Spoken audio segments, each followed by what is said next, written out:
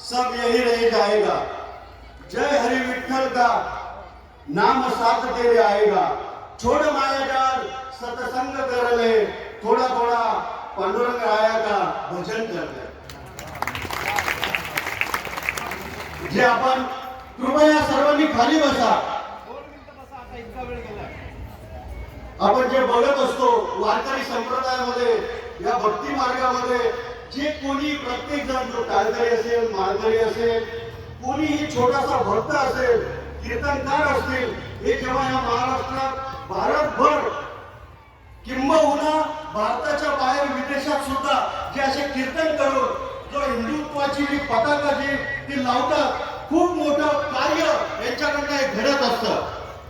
कारण माणसाने जर पैसा खूप कमवला तो एखादी दुसरी पिढी त्याची संपवू शकते, परंतु यांनी जे पुण्य कर्म केले, यांच्या 7 पिढ्यांना हे काम येणार आहे। परिसरातील सर्वांना मी विनंती करतो, जेव्हा एखादा हा कार्यक्रम होतो, जेव्हा हा धार्मिक कार्यक्रम होतो, शेकडो किंवा हजारोच्या संख्येने महिला पुरुष इथे जमा होतात, याचा खूप फायदा सर्वांना आहे। कारण काही परिसर असे आहे का तिथे महिला सुरक्षित नाही का। यामुळे प्रत्येकाने जागृत राहण्यासाठी अशा सत्संग असेल, काही धार्मिक कार्यक्रम असेल, तिथे प्रत्येक स्त्री पुरुषाने आलं पाहिजे। कारण अपना देश ओ देश तो भाई, लाखों बार मुसीबत आई, इंसानों ने जान गंवाई पर बहनों की लाज बचाई।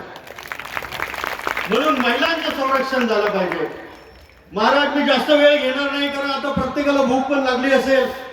एक 15-20 वर्षापूर्वीचा काळ असा होता, इथे एक विहीर होती, अक्षरशः जुगारी, टोळ भैरव असे लोक बसायचे, चांगला माणूस कधी येत नव्हता।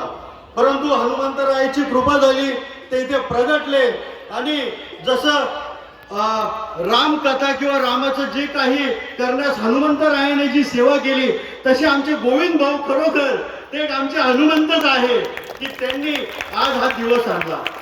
आणि या पुढेही परिसरातील सर्वांना सांगतो की आम्ही असो नसो, परंतु पुढच्या येणाऱ्या पिढ्यांनी सुद्धा ही जी प्रॉपर्टी बनवलेली आहे आपण, ही जोपर्यंत सृष्टी असेल तोपर्यंत साबूत ठेवा।